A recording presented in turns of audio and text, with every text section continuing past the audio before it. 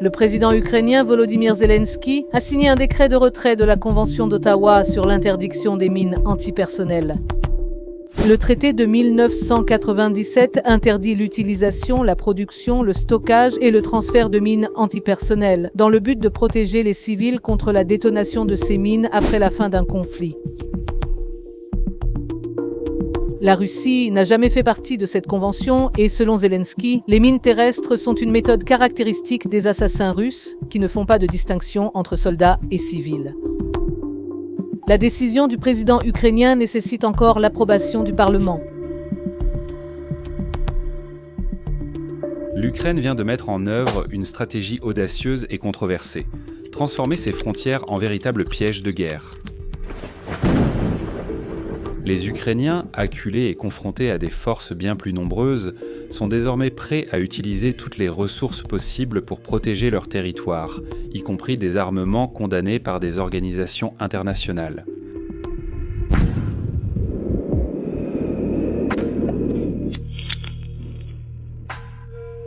Un vaste réseau de mines terrestres a été installé pour empêcher l'avancée des troupes russes. Volodymyr Zelensky autorisait le retrait du pays de la Convention d'Ottawa, permettant officiellement l'utilisation des mines antipersonnelles, une mesure extrême face à l'avancée russe sur le territoire ukrainien. Depuis 2022, l'invasion russe a complètement changé le paysage géopolitique de l'Europe de l'Est, poussant l'Ukraine à recourir à des stratégies innovantes et audacieuses pour empêcher l'armée de Vladimir Poutine de conquérir la capitale Kiev. Bienvenue à Vie à la caserne.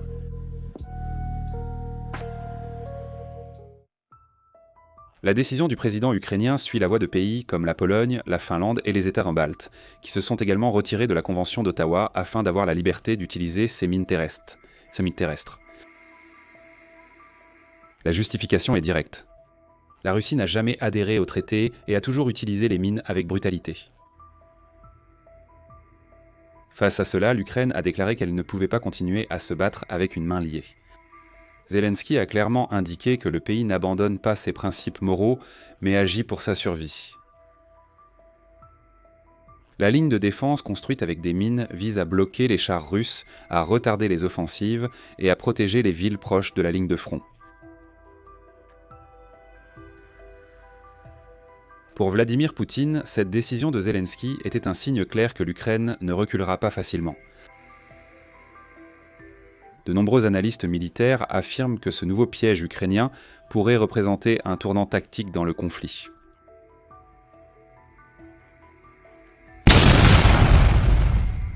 Le nouveau réseau de mines terrestres a été planifié avec le soutien d'ingénieurs militaires et utilise aussi bien des dispositifs modernes dotés de capteurs de proximité que des modèles classiques à déclenchement par pression. Le placement est stratégique, axé sur les routes d'accès direct à la capitale Kiev, les régions industrielles et les pointes logistiques.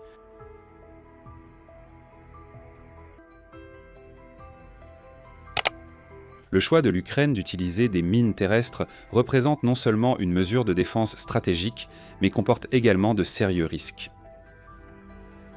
Les mines antipersonnelles sont redoutées, car elles restent actives même après la fin des guerres.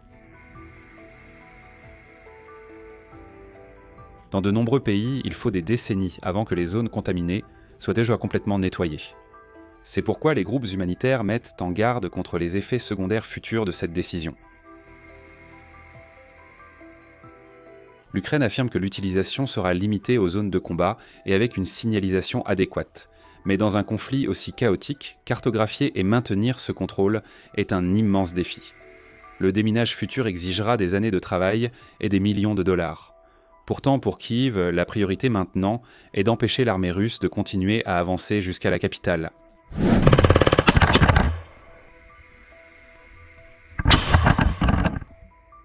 Le traité d'Ottawa, signé par plus de 160 pays, a justement été créé pour éviter ce type de situation.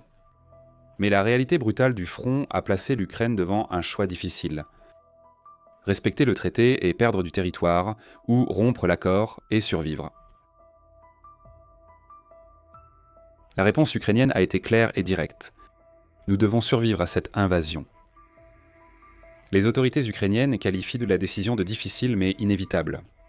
Le Parlement doit encore ratifier le retrait, et une déclaration officielle doit être envoyée à l'Organisation des Nations Unies. Malgré cela, dans la pratique, les mines sont déjà utilisées dans certaines régions de l'Est. Les militaires opérant sur ces fronts affirment que les mines se sont révélées efficaces pour ralentir l'ennemi. Des rapports indiquent que plusieurs offensives russes ont été interrompues ou redirigées après avoir rencontré ces obstacles. La barrière d'explosifs fonctionne comme un nouveau mur invisible. Les forces russes, quant à elles, continuent d'avancer, mais avec des pertes importantes. Les estimations indiquent que plus de 250 000 soldats russes ont été tués depuis le début de la guerre. Chaque jour, les combats s'intensifient, en particulier dans les régions de Donetsk, Luhansk et Zaporijia. Vladimir Poutine mise sur l'épuisement ukrainien, mais cette nouvelle couche défensive montre que Kiev a encore du souffle et de la créativité militaire.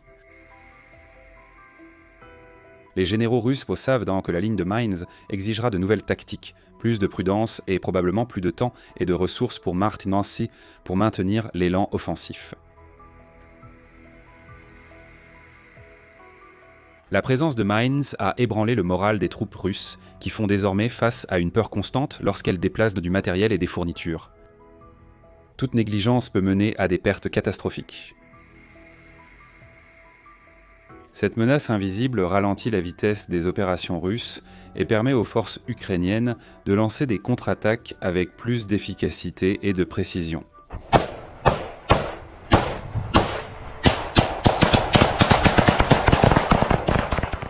Roman Kostenko, l'un des principaux parlementaires ukrainiens liés à la défense, a déclaré que le pays ne pouvait plus accepter les règles d'un jeu inégal. Selon lui, la Russie ignore toute limite et l'Ukraine ne peut pas continuer à se battre de manière restreinte alors que l'ennemi utilise toutes les armes disponibles. Le ministère des Affaires étrangères de l'Ukraine a souligné que la mesure vise uniquement à protéger le peuple et à défendre l'État. Dans un communiqué, le gouvernement a déclaré que la situation exige une priorité absolue pour l'intégrité du territoire ukrainien. Les villes ont besoin de temps pour se réorganiser, et la nouvelle stratégie peut le garantir.